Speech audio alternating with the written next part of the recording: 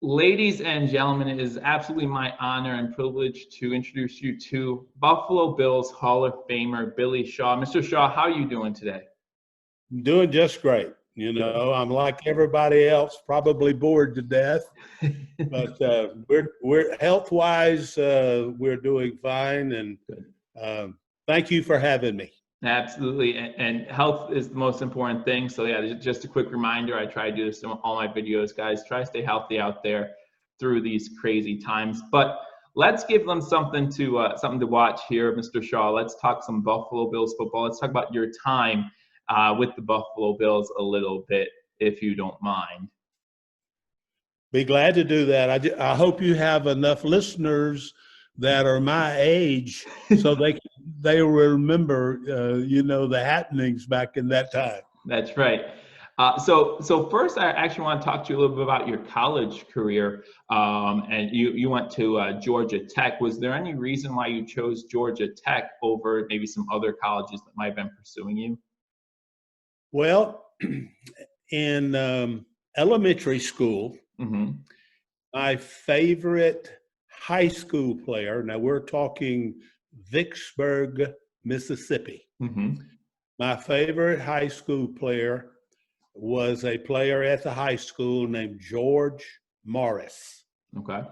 And George Morris left Vicksburg and went to Georgia Tech. Okay. And I followed him when I was in high school. I followed George at Georgia Tech, and he was my favorite player. Perfect. After my high school senior season, I had a lot of opportunities to go to college and play. And as a young person growing up, I was really an Ole Miss fan. Okay. And we had on our high school team that year Mr. Football in Mississippi. And his name was Richard Price. And Richard and I were really close friends. And Ole Miss did not offer me a scholarship, but Mississippi State did. And I committed to Mississippi State, not hearing a word from Georgia Tech. And then Ole Miss offered me a scholarship, but it was because of my friendship with Richard Price, and he had not committed to Ole Miss at that time. So I realized very quickly that they were interested in me because they wanted Richard. And I committed to Mississippi State and made that public. And one evening, about 6 p.m., we were getting ready to have, we call it supper, at home, and there was a knock on the door. And it was George Morris, his daddy, who was General Morris, and he was in charge of the Corps of Engineers up and down the Mississippi River, a very influential person. And the third person was Coach Bobby Dodd, the head coach at Georgia Tech. And they asked if they could come in. And Mother asked them to have supper. Coach Dodd says, "May I say the blessing?" And he preached for, it seemed like forever, saying the blessing. And at our house, you didn't open your eyes until amen was said. And halfway through this sermon that Coach Dodd was preaching, I looked over at Mother, and she had one eye open, looking at me and shaking her head up and down. So that's how I got to Georgia Tech. Perfect. Long story, but that's how I got to Georgia Tech. That's how these things happen sometimes. Beautiful how it works out that way. So after college, what many Bills fans might not know is that you were actually drafted by both the Buffalo Bills in the AFL and the Dallas Cowboys in the NFL. So talk about that experience a little bit, about the differences and what made you choose the Buffalo Bills. Well, there was no choice. Okay. I signed with the Bills prior to the NFL draft. Mm-hmm. And the Cowboys drafted me saying that the AFL would fold and they would have my rights. Mm-hmm. So that's the NFL side of it. They drafted me in the 14th round, 184th person. Deacon Jones was 186. Okay. So I was drafted by the Cowboys only because it was their opinion that the AFL would fold, and they would have my rights. The reason that I chose Buffalo over the Cowboys, and they had told me prior to the draft that they were going to draft me. Mm-hmm. And but they wanted to play me at linebacker. Okay. The Cowboys did. Uh-huh. And I had never played linebacker in my life. And the Bills wanted to play me either on the offensive side of the ball or the defensive side of the ball, as a lineman, an offensive guard or defensive end. Well, that kind of fit me. I was confused.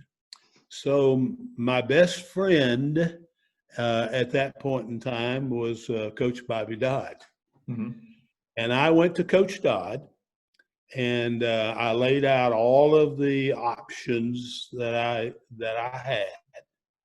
And he told me, and this was in 1961, early in 1961, the AFL had just finished their first season. Right. And he says, Billy, he says, you're going to grow. He says, you will probably be a 260-pound pro player. He says, with your foot speed, I think that you would make a good pro offensive guard. Okay. And he says, there is room for another league.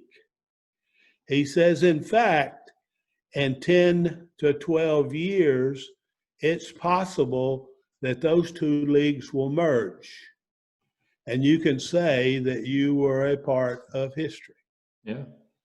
So everything he said came true. I played at 262 to 264. I played offensive guard, just like he said. And the two leagues merged in 1970, just like he said. And he says, you'll become a part of history.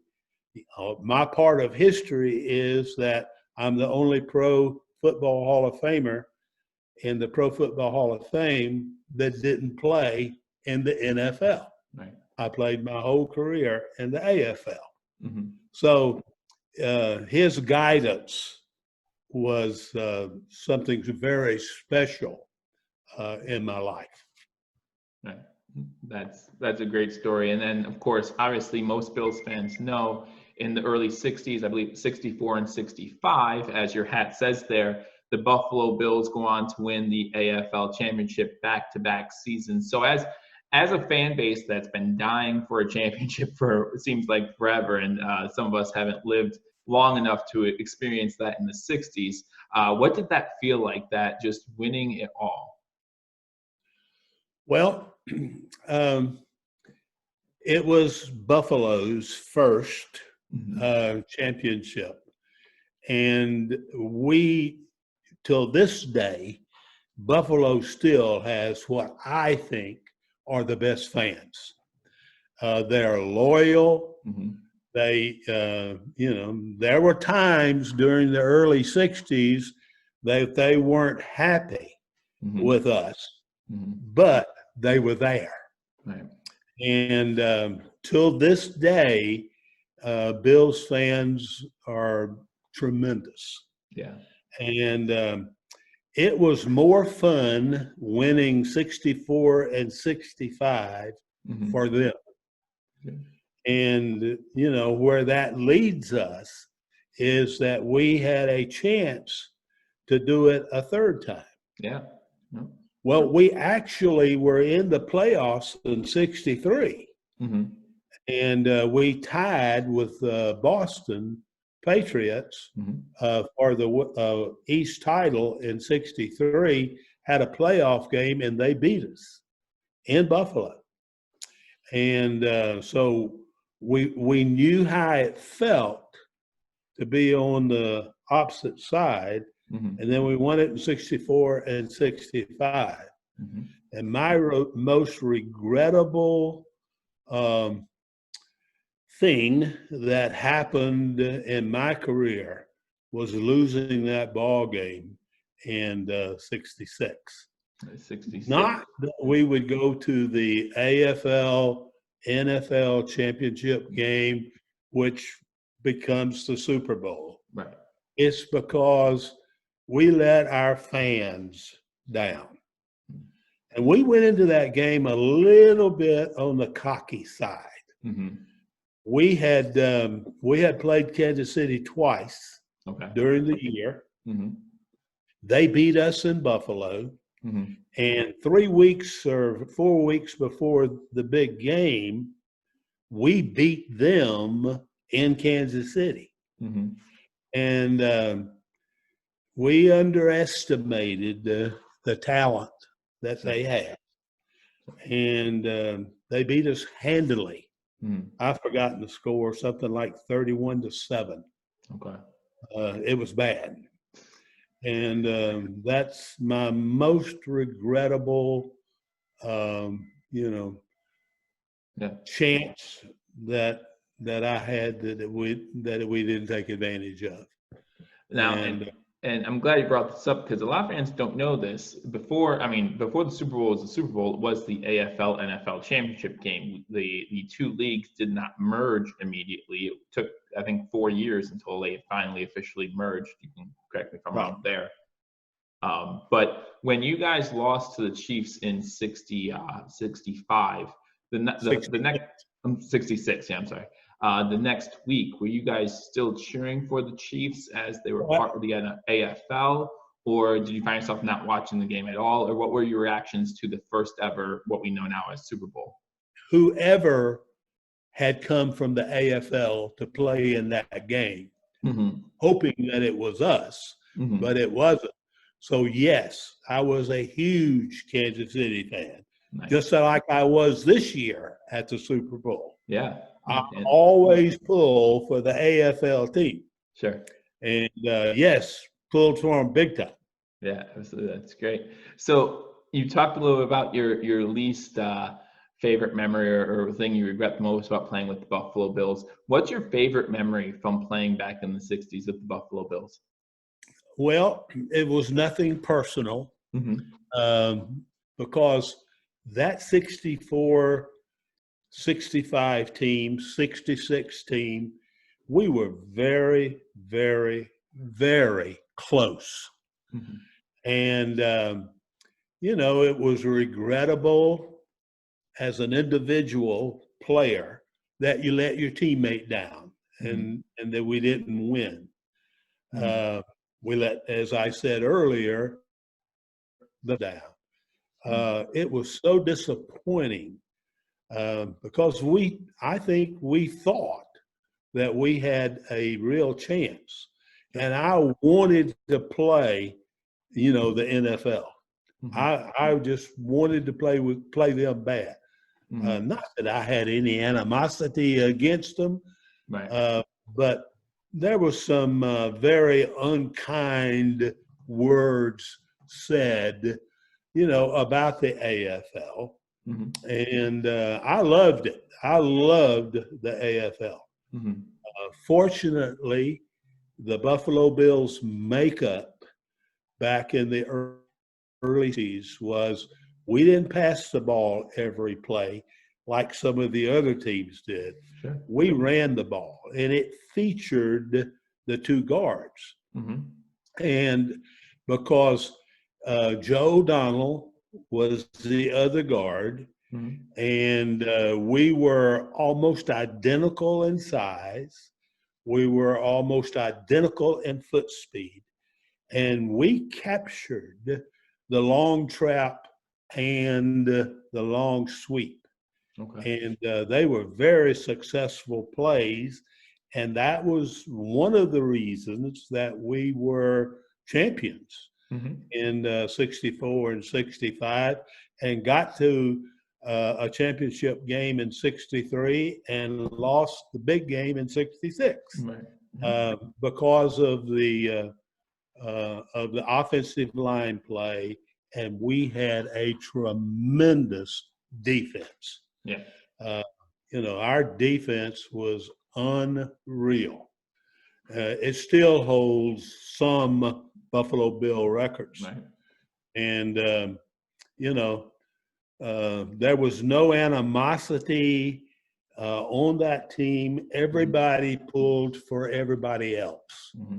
And we put the other person first. If some accolade came an individual's way, Mm-hmm. then he certainly paid tribute to the other teammates that helped him get there. Sure. And you don't see that a lot today. Sure. And so we were something very special Absolutely. to one another. Absolutely. Yeah, and you talk about your players from back in the 60s, and you being the only player to only play in the AFL and be entered into the Hall of Fame. Was there anyone that you played with who you think deserves to be in the Hall of Fame? Teammates? Yes, yeah, teammates. Or someone else? Yeah, no, teammates. Well, And we could talk about players you played against as well. yes, yesterday I did an interview Mm-hmm. and with the Hall of Fame, Mm-hmm. and we talked about people that we think that deserves to be in the Hall of Fame. Sure. And from my Bills team, I hesitate sometimes naming names Mm-hmm. because of offending a friend. Sure. But there were at least three guys on that team that have Hall of Fame careers. Mm-hmm. We start with Tom Sestak. Okay. Yeah. We mentioned Mike Stratton Okay. and Ron McDowell. Those are guys that were exceptional Right. at their position during our successful run. Yeah, And actually, the name that you brought up, actually, Stratton has been tossed around in a couple Bill circles as someone who should be in the Hall. absolutely. Mike, I played college ball against Mike. Mm-hmm. Mike played at Tennessee. Right. And then we played together for, he came to us as a rookie in 62, Mm-hmm. maybe 63, 62 maybe. Anyway, he was a tremendous player from the beginning. Mm-hmm. But those guys certainly have,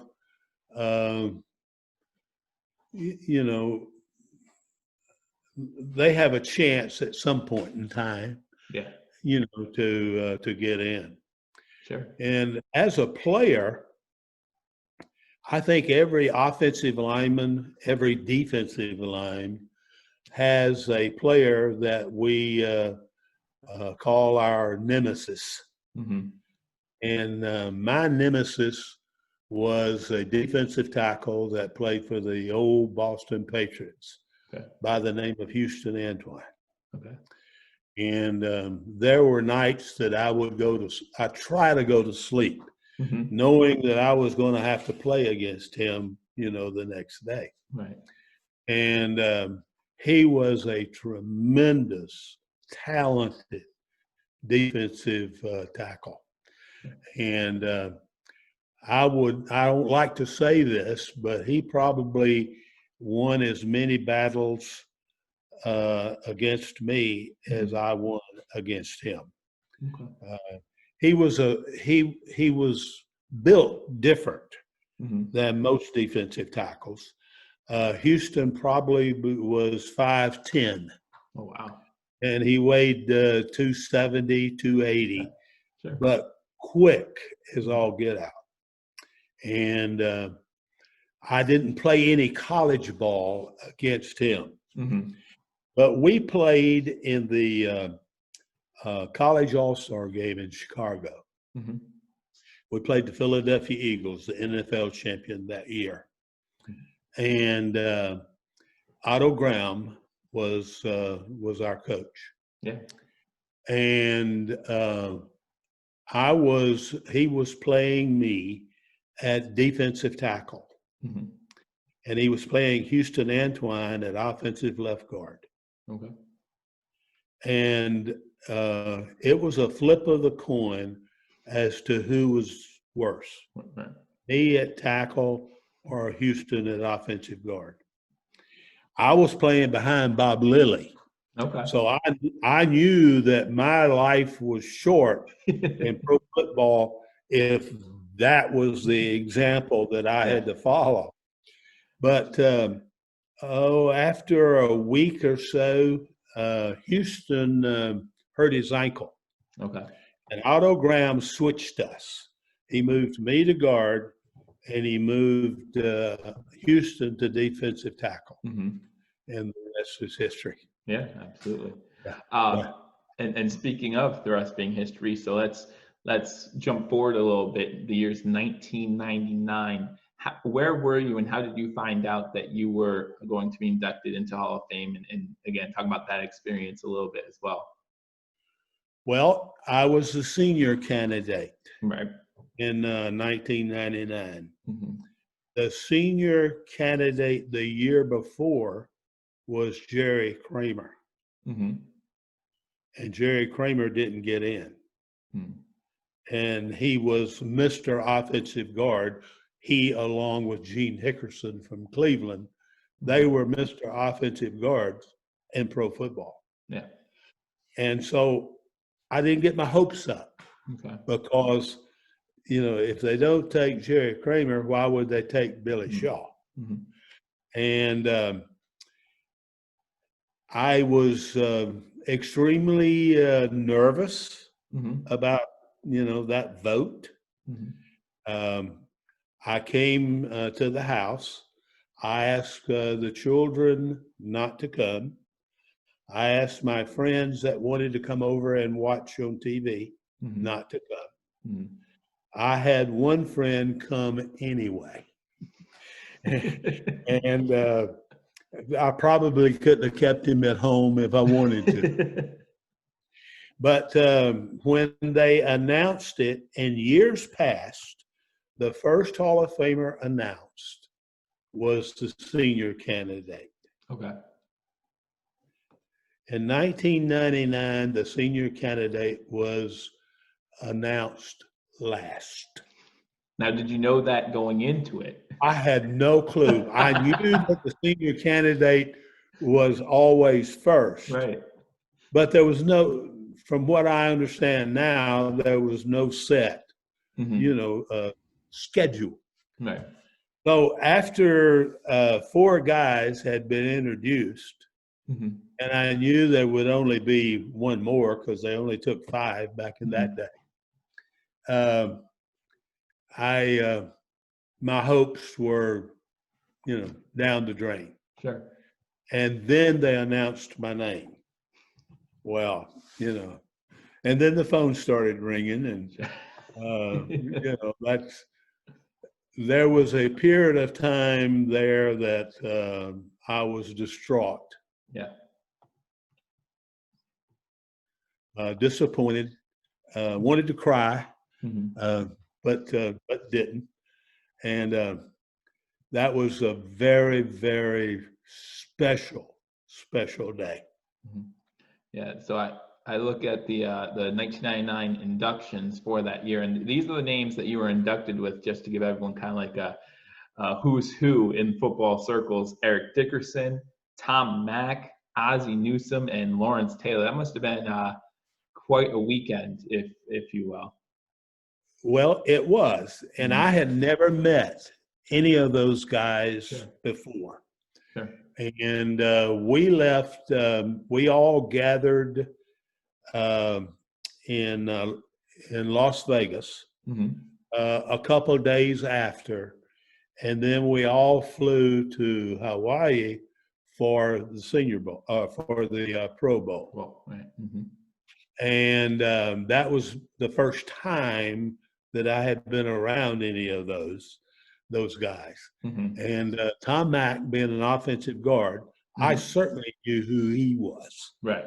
And I knew who the others were and what Mhm. positions they played, but had never met any of them. Sure. But Tom and his wife, Ann, and Patsy and I have been friends ever since that trip. Mhm. And it it was a very special time. Sure. Yeah, that's pretty cool. So I want to talk to you. So I'm doing this Hall of Fame series, obviously, and that's why I have you on. And Sure. again, thank you for your time. Your last year playing in the AFL for the Buffalo Bills, you end up playing with another future Buffalo Bills Hall of Famer for one season, and that's O.J. Simpson, who I just covered last week. So just tell me what it was like playing with him. Did you know from his rookie season that he was going to have a special career with Buffalo? I knew from the first day that he came to training camp Okay. that he was something special. Mm-hmm. Um, he had talents that we in Buffalo Mm-hmm. or me in college had never seen. Sure. You know, his ability to change direction Mm-hmm. at full speed Mm-hmm. was amazing, Mm-hmm. and his his um, ability to communicate with the older guys Mm-hmm. was amazing. He was a great teammate. That one year that I played with him, and I remember, that year well. Um, my last year, his rookie year, Mm-hmm. um, it was fun trying to stay in front of him. Other Bills backs prior to that, I could stay with, Yeah, yeah. but him, he had to get in first gear for me to get in last gear to come close to catching up with it. They're supposed to get you the good running back in the early part of your career so you can keep up. Well, we had Cookie Uh-huh. Right. Gilchrist, Yeah. and he's the best football player that I've ever played with. Was Okay. Cookie Gilchrist, Yeah. and um, he had brutal strength Mm-hmm. and wasn't afraid of anything. Mm-hmm. He wasn't afraid of failure, Sure. and that's what made him so good. That regardless of whether or not we made the block up front, Mm-hmm. he was going to make some yardage. Sure. And Cookie was something very special, very special. Cool. Ray Carlton uh, was the running back that was always there. Okay. When you needed the yard or the 2 yards and the ball wasn't handed to Cookie, Ray was the person that got the job done. Right. So 64, 65, 64, we had Cookie and Ray. Yeah. And prior to that, we had Cookie and Ray. Mm-hmm. And boy, that was a good backfill. Absolutely. That was a good Absolutely. Yeah. See, they made your job easy. So. Well, they made it easier. Yeah. Yeah, I still had Houston Antoine in front of me. He Don't wouldn't leave out go away. It never got hurt. So I did want to talk to you as I was looking over some of the Buffalo Bills Hall of Famers. I know that some have mentioned about how the NFL has not done the greatest job taking care of players post-retirement. I think it's like 1993 and prior they've had some issues. I don't know. Have you felt any of that? Do you have any thoughts on that or anything? Uh, well,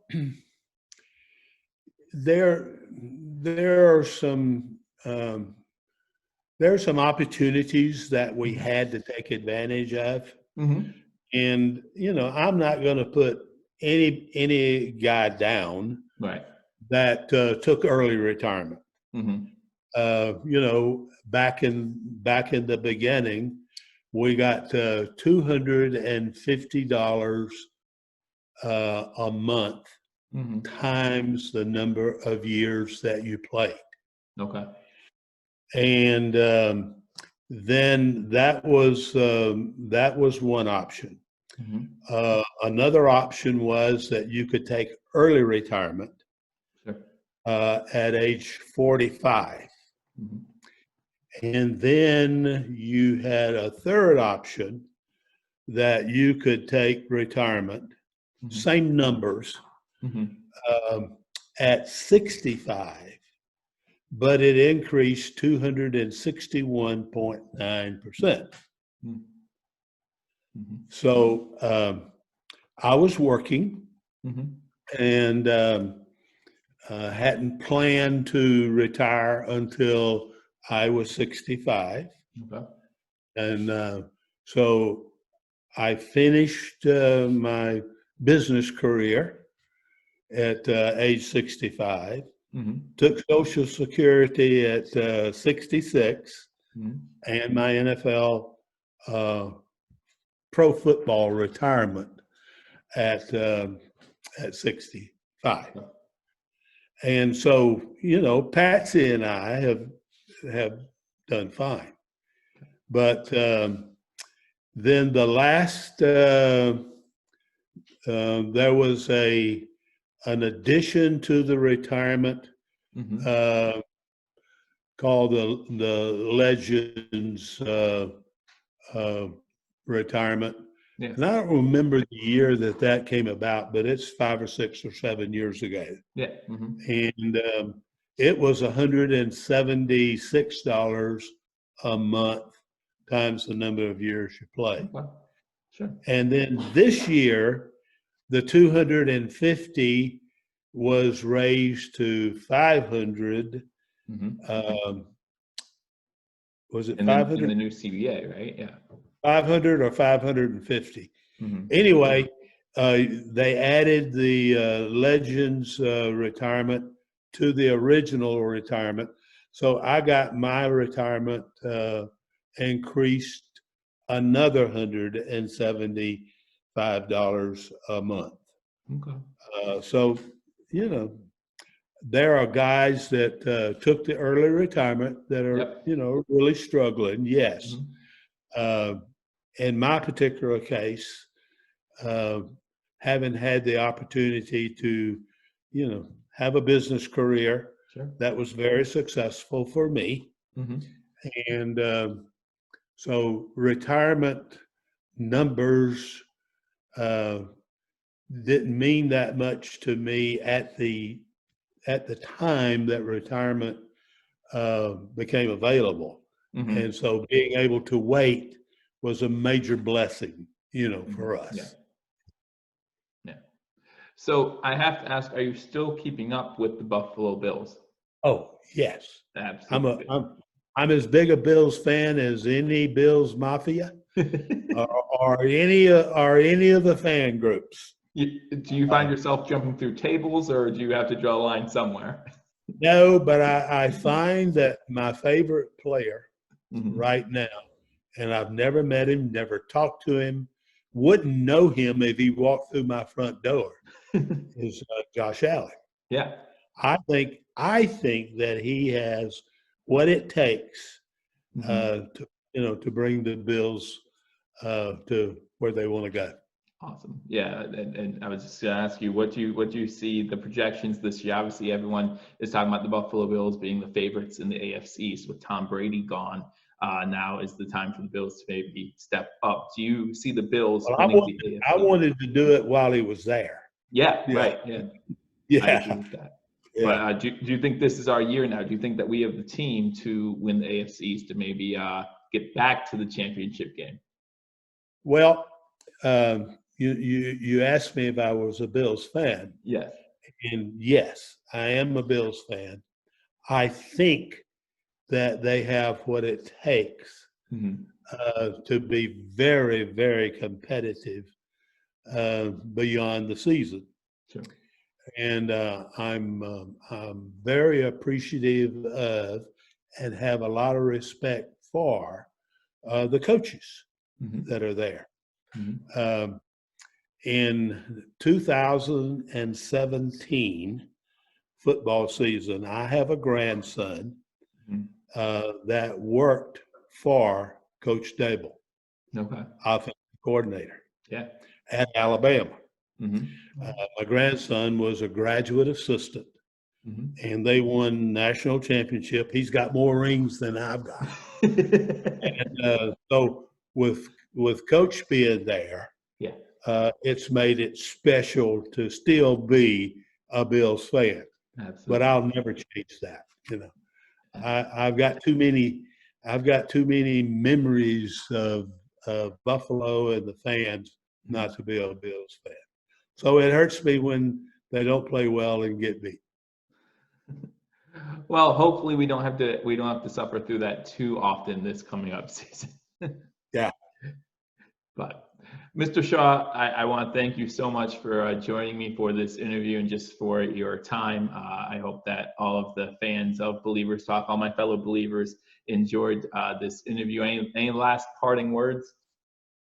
Well, I just want to thank you for not bringing up, the unfortunate happening with my wife at the Hall of Fame, and If we'll you're just going to bring leave. it up, now you have to tell the story. No, See? I don't have to tell the story. Fans are going to want to know. This is what they want to know. Hey, everybody in the world knows that story. But I'll do it short. Okay. Okay. Back in the day, 99, Mm-hmm. we were given 10 minutes Mm-hmm. to give our speech. And they had a red button. They had a red button on the right. In the middle was a yellow button, Mm-hmm. just like a traffic light, Sure. a green button. Mm-hmm. At 9 minutes and 30 seconds, the yellow light comes on. At 10 minutes, the red light comes on. Sure. At 9 minutes and 30 seconds, I was half through. And, I had thanked everybody in the world. Mm-hmm. And so I cut it short. Mm-hmm. And because when the red light came on, they went to commercial, and you Mm-hmm. just be there hammering your gums, to just a few people that were there. So I go and I sit down, Mm-hmm. and it's a long commercial. Mm-hmm. And I look over at my family, Mm-hmm. and my oldest daughter, Cindy, looks at me and gives me the throat cut. And she whispers so that I could see, "You forgot mother." So during that commercial, I go to where I don't have to leave the stage, Mm-hmm. but I go to the end of the stage and I get on my knees and I give her, Mm-hmm. I give her the sign and sorry and, Yeah. please still love me and that kind of stuff. And I go back and Eric Dickerson is next Sure. to get his speech. And he says, "What happened?" And I says, "Eric, I forgot my wife. Would you mention her?" He spent 3 minutes of his 10 minutes thanking my wife. The next day at USA Today, huge article in the paper about the induction. she had almost 3/4 of a page, and I had just a little bit part. Anywhere we go, particularly to the Hall of Fame, that story is brought up. I'm sure. You know? I'm sure that story. One of the rules that the new guys are given is the Billy Shaw rule. Don't forget your wife or significant other. Thank you, Joe, for having me on. Absolutely. It's always good catching up with some of the Bills greats. Thanks again. And I look forward to talking to you maybe again down the line. Absolutely. Thank you. Take care.